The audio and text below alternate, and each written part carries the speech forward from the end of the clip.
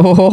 មិននឹកស្មានថាក្មេងតូចគឺមានក្បាលខូចដល់ម្លឹងសោះពូមិននឹកស្មានថាក្មេងតូចចេះកុហកនោះទេពូខំតែជឿឡើងស្លុងឥឡូវពូសុំសួរមួយសំណួរទៀតលោកហ៊ុនម៉ាណែតបាននិយាយថាទាហានថៃបានដាក់ទូកុងតឺន័រនិងខ្សែបន្លាលួសនៅតំបន់ដែលថៃធ្លាប់ទទួលស្គាល់ថាជាដែនដីកម្ពុជាតើក្មួយទទួលស្គាល់ថាទាហានថៃស្ថិតនៅលើដែនដីកម្ពុជាដែរឬទេសូមឆ្លើយជាមួយពូផងបាទលោកពូបើសម្រាប់ចិត្តក្មួយ